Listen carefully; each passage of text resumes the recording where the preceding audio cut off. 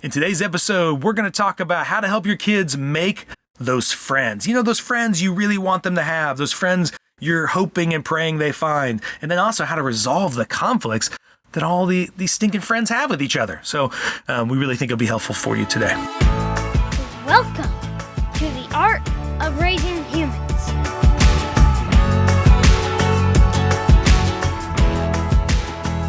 Hello, and welcome to episode 52 of The Art of Raising Humans. I'm Kyle. And I'm Sarah. Today, we want to talk about how to help your kids make friends and what to do, like how to help them navigate when they have conflicts with those friends. This is a topic I think almost every parent is interested in. You know, lots of parents that we meet, I think it's their heart for every one of them to have their kids have good friends. Yes, I would agree. I think we do somewhere and somehow understand that friendships are important, and so we want to cultivate that in our children's lives. Yeah, and before we jump into that, I would like to encourage you to definitely continue reaching out to us and share comments. We'd love for you to comment on the podcast, rate it, give us a 5-star review. That would be awesome. And we'd love to hear topics that you have that you're interested in. I mean, we use these topics. A lot of topics we come from our actual real parents that we just discuss and talk with on a daily basis, but also in session with people and helping them, coach them in parenting. But we'd love to hear from you wherever you're at throughout the world, and we'd love to hear your thoughts on this. And we just think this is such a big thing, especially Sarah coming out of this time of COVID and a lot of people being separated, from their friends and isolated from them. And you see a lot of kids, teenagers and even younger, really struggling with, it's like they missed a couple years of how to make friends. I know. No, I've heard that. I've thought it even in our kids' own lives. And I've heard it from other parents. More people are kind of thinking, I think this COVID thing, we're sort of seeing a little bit of a struggle socially from just all that brought about. Yeah.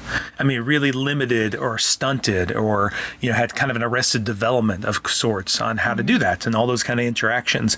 I mean, to some extent, I think it may be limited conflict, which at times some parents are like, oh, that was kind of nice. Because maybe before COVID, they were having all these problems with these friends and then they couldn't spend time with those friends and all those problems. So I heard some comments along that line, but inevitably now it's a fresh start. Yes. And but then they go back to school and they go back to these like, oh, wait.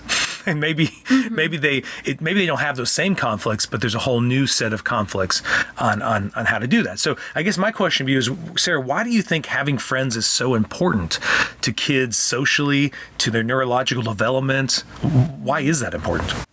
Well, I mean, even studies show that we are healthier people when we have a social circle. So there's something in us biologically that needs community. We weren't really made, or we're not designed to live in isolation. So we need each other. We need people. We need those relationships. Would you go so far as to say friends are vital and crucial to human beings? I guess personally I would. I don't know if the study said vital and crucial, but it said, I think you have a longer lifespan if you have friendships and a community. So that feels pretty vital. I think it's funny how non-committal you are to that, because I'm completely committed to that. I think friends are vital and crucial, and here's why. Because I think we are social creatures, and I don't think we're meant to do life alone. And what I have noticed with people, when they have good friendships, a good support system, no matter what life throws at them, no matter what the weight is, they can hold it up better and longer because of those friends. Well, that reminds me of that study. I think we've mentioned it before, but where they had the people sticking their feet in ice water, and when somebody was with them, they could keep their feet in the ice water twice as long, I believe. I might be messing that up. At least twice as long. Yeah, at least twice as long, if just somebody was there. And I know they've done other studies similar. They've repeated that in other ways where people are in pain, and if they're with somebody, the amount of pain they can handle is just much greater. So you take that to just anytime we're suffering in life, and sadly life does have those suffering moments, how much just having community with you when you're suffering changes things for you, changes the outcome and the trajectory of your life. The other example I like to use with kids, Sarah, is just is weightlifting. If you're like bench pressing, and you can in bench pressing, you can lift a lot of weight, But there is this fear as you're lifting that weight that bench press, that weight will crush you, because if you get too much weight and you can't lift it, and there's times where I've been bench pressing and I'm trying to lift it up and you start to get scared, like, uh-oh, I think I put too much weight on this, or I've lifted this one too many times. Like that last rep seemed easy. Now this one seems really hard. And if you have someone behind you, and I'm sure most of the listeners have done this, just spotting you, typically it's funny. They just have like a couple of fingers. Lots of people don't even use their hand. They just put a couple of fingers there and they're not even pushing at the bar with their couple of fingers. It's the idea that you are there with me as I'm pushing the weight. And then magically I can lift the weight, because the fear goes away. I'm no longer going to be crushed because I have someone else here with me. So that's why I see when I'm in session with kids, and especially teenagers or around those late elementary years, friends seem crucial and vital to their mental health. Yes. Because, they are social creatures. And what I mean by that is they're looking around to understand themselves and they're going, who is with me? And who I'm with says something about me, And I there's another guy, a Catholic monk named Thomas Merton. He says, we only come to know who we are in the context of others. And I think that's what friends do too. They help me understand myself in ways I could never understand myself. Like literally, like I can't see myself. I'm not walking around in a mirror all the time. So friends see you, they say, hey, your hair looks cool today. And I'm like, sweet, my hair looks cool today. Or like, I like that shirt. Okay, I'll wear that shirt again. It seems like it's good. This sounds dumb. I remember as a high schooler, I used to put a lot of hairspray back in the 80s, early 90s. I put a lot of hairspray and stuff to make my hair like super hard and it can't be moved. And I thought, once I got it, I want to stick it there. And I thought that haircut looked good. And then one day I had a friend like rub my hair. He was being silly and like messed up my hair. I was so mad that he messed up my hair. And the rest of the day, I got more compliments on my hair that day than any other day. And that actually changed. It sounds silly. That changed my life. Like I used to live in this fear of like, I needed the hair to look perfect. And all of a sudden, I actually didn't need the hair to look perfect. And all of a sudden people liked it. And so from then on, I started doing my hair completely different. And it was such a helpful thing that came from the friends giving me that feedback, Yeah. So I think friendships are vital.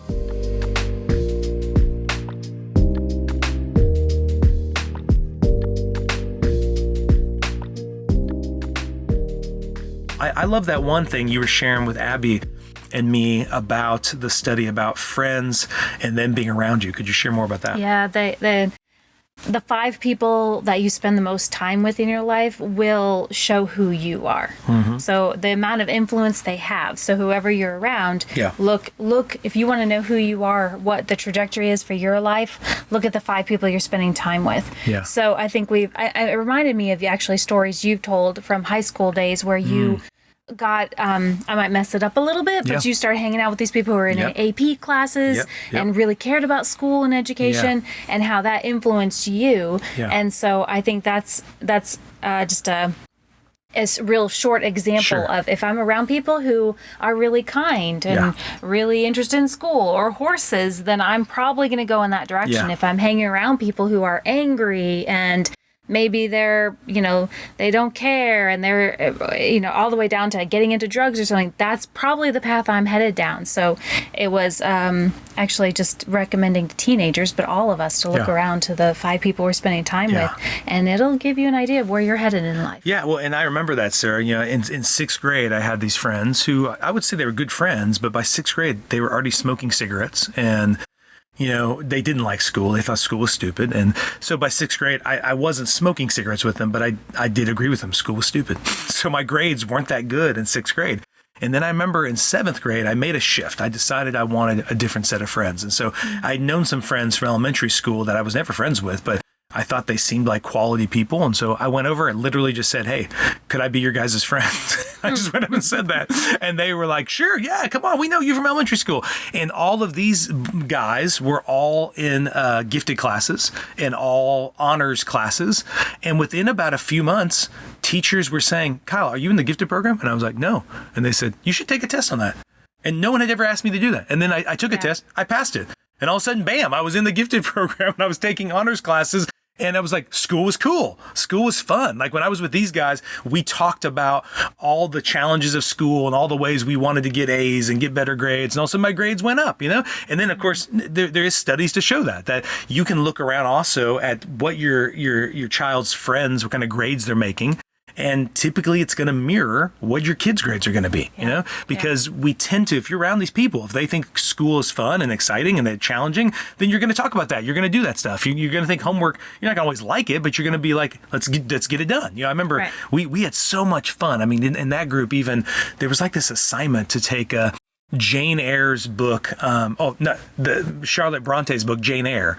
We didn't like the book that much. We thought it was boring. And we had to do an assignment on it. Because my friends liked school, we didn't just grumble about that assignment. Instead of doing the assignment the way the teacher wanted to, we all use our collective kind of creativity and we did the assignment in a new way. And the teacher was like, go do it, run with that. And it was in the past, those other friends would have been like, let's just get this dumb assignment over with. And we would have done just like a halfway effort, gotten a bad grade. So those friends did completely change how I saw those things. Oh, I remember times where I had friends who we were kind of competing for the best grade or making study groups. And so those similar values, if I had a bunch of friends who were like, oh, we don't need, and I had times in life where it was like that, but other times where it was, oh no, let's get together and let's study, let's do this. So you're each pushing each other towards that. Yeah. So just not intentionally, but just be aware of it. Well, and I love that you pointed out too, now that I look back as you're saying that, then what I started doing in 7th grade and those friends, and I didn't necessarily stay friends with them all through high school. It switched throughout the 9th grade, 10th grade, stuff like that. But once I got to college, I had this template of what kind of friends I wanted. I saw what kind of friends were good friends and which ones weren't. So then when I made friends in college, I made these amazing friends that it's been, more than 22, 23 years since we became friends, and we're still friends today. And they mean everything to me, but it was because I kind of fine-tuned what kind of friend I wanted over those years. Yeah. And so I guess one of the questions I would ask any of our listeners who are saying, man, I want friends for my kids. I want them to be able to have these deep relationships that Kyle and Sarah are talking about. My question would be to you is, do you have those type of friends?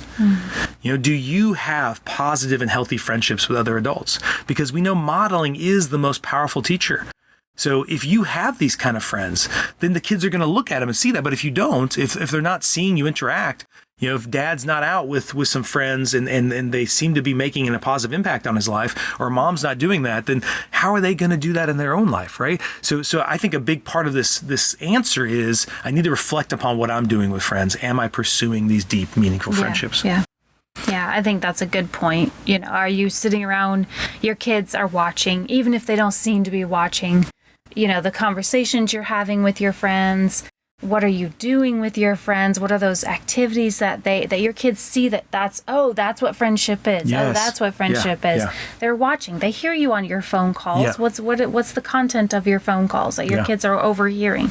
And I think we want to look at that and go, okay, what 5 people am I surrounding myself with? Yeah. That's a model to my children. Well, and they even see you work out really important conflicts with your friends. Like maybe your friend is a Texas fan and you're an Oklahoma fan, right? And they see those you get into these deep issues, and they see how you guys can argue and work through that. But seriously, they do see that. They do. Like, I think that's a big part of. They pay attention way more than we realize. Yes, our kids have heard about conflicts we've had with friends. They've seen how we deal with those conflicts. So therefore, it gives this sense of connection to them when they're going through theirs. And I would say, if you're listening to this, I think a lot of people listening to this, I think the majority of people listening to this, are struggling in this area to make deep friendships that are healthy and positive in their life. It's hard. We have a lot of people in and out of our lives.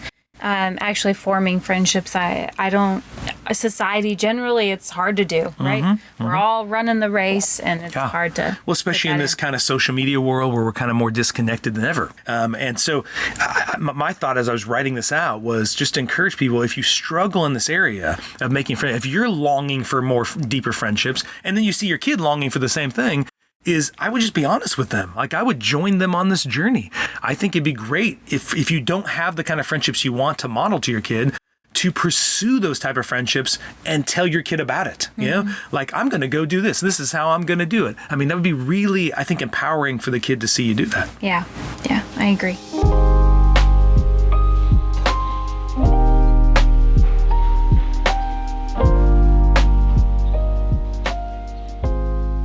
So I think some cool questions to ask with the kid, if you take on that journey, is to have conversations. What kind of friends do you want?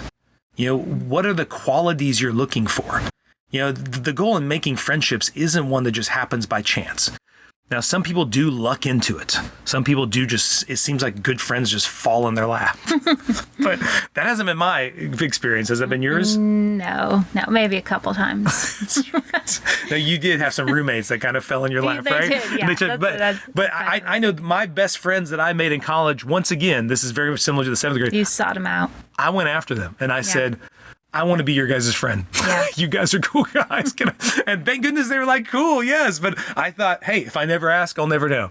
So, I mean, I actually encourage teenagers to do that. I'm like, look around. Like when you go to school, look around at who you think would be a great friend. I think it's just putting yourself in position to be places where there's great people that you want to be friends with and strike up conversations, join those clubs, those organizations, whatever it might be. Yes. Yeah. But you have to be out there to find the people. And even then it's hard. Yeah. But you have to know what you're looking for. Yeah. And that's what you're helping that's what you want your kids, even at a young age. You know, what are you looking for in a friend? Yeah. What makes a good friend? What do you like to do? Okay, let's go find people like that. Well, something else I like to tell kids too, Sarah, along that line, especially teenagers who are really in my office and really sad about not having the friends they want, is there needs to also be this sense of trust, this sense of faith that maybe the reason why I want these friends and the reason why I feel sad that I don't have them is because they're out there. And I'm meant to have them, I think that longing and desire for that friendship is the biggest thing, that once I have that, then I can go, oh man, almost like I'm hungry, so there's food to eat. So I go do that, right? And even though it may be hard to go get that food or cook that food, I can still do it, that just even the longing for it, I think is such a positive thing, It seems like some kids wish it would just go away and they wouldn't want it. I'm like, no, you don't want that. Like, I know it hurts to want it, but the fact that you want it tells me there's a need that I believe can be fulfilled. It's going to be the motivator for the parent to find those friends and for the kid to find those friends is the desire to have those kind of friends. That's going to be, when it's difficult, that's going to push you through to keep pursuing them and eventually find them. Yeah. So I think it'd be good to sit down with the kid and just say, man, what kind of friends do you want? What's some qualities you want in a friend? What does it look like? What's some friends you've had in the past that you think were cool? When you see certain people, because I think a lot of times the lie is, I'm the only one who doesn't have these friends and everybody else does. And that's just not true, And I know with Instagram and Facebook and Snapchat and all these kind of things that kids are on, it's very easy for them to believe they're the only one who doesn't have these deep friends. Well, and we know that people can be around a lot of people, laughing, talking around a lot of people and feel very lonely, even in a crowd. Yeah. So I think that's also a friendship. It's different than just being around people. Exactly. Yeah. And I think lots of times I'll tell the kids too, I think the thing that you're sad about is you just wouldn't be satisfied with that. I mean, you want something deeper. And so these other kids are just saying, I'm satisfied with that. That's as far as they want to be known at that point. Yeah. You want to be known in a deeper, more meaningful way. And I say, pursue that. Don't settle for the other, But once again, I'd love for the parent to hand in hand do that with the kid, to understand this is the long game, I mean, finding these kind of friends, it's like gold, it's they're like diamonds in the rough. I mean, you got to pursue them. You got to dig deep for those things. They're not just going to happen to you. So you've got to intentionally do it. But once again, when you're doing it on your own, it can seem overwhelming. But when you're doing it with your parent, it can seem like, oh, cool, this is a journey we're both on. And then you get to celebrate stuff, the parent goes out with a friend, comes back like, oh no, this person I think will be a great friend. I'm going to do this. I'm going to ask him to go do this later. And like, oh, that's so cool. And they get to cheer you on as you're making friends. They get to cheer you on. It's kind of a cool thing.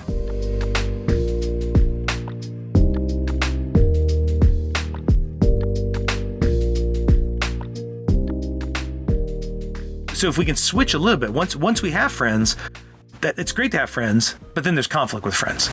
So I think that can be a real challenge for parents too. Maybe the kids do have friends, but then there's all these conflicts constantly happening, and that creates a lot of issues in the family because the parent doesn't know how to help the kid navigate that, Yeah. So how do you do that? What's your thought when the kids have conflict with friends? Well, I think it's important just to realize that relationships, as you actually get to know people more, conflict is really, really natural. It's going to be a part of your friendships, your children's friendships. And so part of that's just normalizing, oh yeah, conflict happens. It's not this, oh no, the friendship's over, that's it. And you guys aren't happy all the time? Oh my gosh. Yeah. So part of it's just like, hey, conflict happens. So you're saying normalize it. Yes. Yeah, so normalize conflict.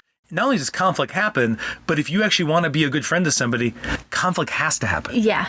It's that deeper thing you go to know that we're not always going to agree on everything, and we can navigate that. Yes. We can know each other deeper and accept each other. And it's a forward movement in a relationship when you can have a conflict and move forward. I would almost be concerned if there was never a conflict, because the very essence of getting close to each other, getting to know each other is you're not the same people. You're going to have different opinions. You're going to have different ways. So there's going to be conflict. I can't think of one friend I haven't had conflict with. And some of the deepest friends are ones I had a lot of conflict initially with, because we both kind of saw things so differently. But now I see those differences as the strength of the friendship. I really seek out their advice because of the conflict that we used to have, because I know they don't see it the same way as I do. And I don't want everything just parroted back to me. So I think helping the kid normalize the conflict, but then also, what is the goal of conflict? The goal of conflict? Yeah, what's the goal of conflict? To be known and understand someone else. Yeah. And I would just say to get closer. Yeah. Right? That's the goal of it. Yeah, exactly as that. So as you get closer to somebody, there's going to be friction. And the only way to get closer and more intimate with a friend, get closer, is to have conflict. Otherwise, if the conflict will isolate us, and we've done a whole separate podcast about that, you should go listen to it, about conflict leading to either intimacy or isolation. So if you can help the kid normalize it, understand the point in it, that it's really up to the kid if they want it to be an opportunity to move closer, or if it's going to be an opportunity to push them further away. So what's some ways, though, to help them work through that conflict?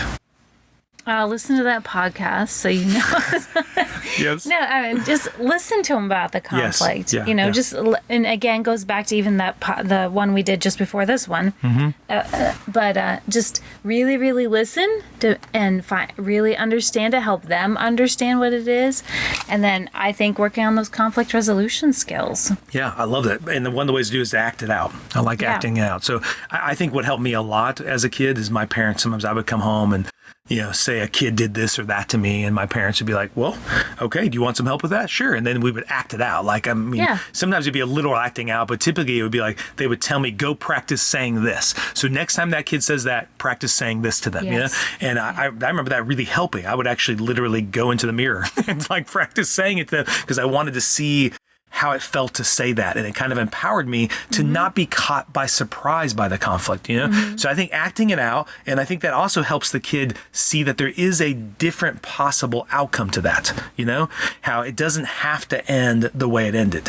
It could end a different way. Yeah. And so when you act it out, it then gives the kid this different picture. Oh, I could have said that, or I could have done that. And the only reason why they didn't is because in that moment they were shocked by the conflict. They basically got caught up into a dance that tends to happen, where they tend to, respond. You do this, I do that. You do that. And when they get really insecure and afraid of losing the friendship, So I think, like you said, the word I would use there that you kind of talked about was understanding through empathy, wanting to empathize with the kid and their struggles rather than trying to change it and fix it. Yes. Yeah. I think, sometimes we, as parents, especially when our kids are younger, we want to come in and fix it for them.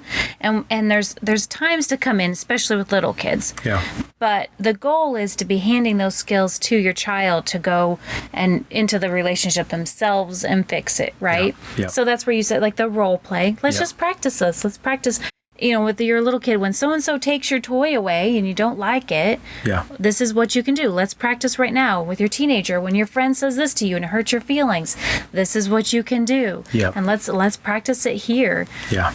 Yeah. So kind of in wrapping up, if you're really wanting your kids to have these friendships, and your kids, no matter what age they are, I think it definitely by second, third, fourth kids, they want to have friends. They want to hang out with these people. And once again, I think it's vital and essential to their survival to have these. They need to have their pack. They need to know who they belong to, we need right? People. We need community. Yeah, exactly. You need that around you to help with all of life's hardships that are going to come your way, but also to celebrate all of life's joys too, right? It's fantastic. So in doing that, first, I would reflect as a parent on what kind of friends do I have? How am I modeling friendship to my kids?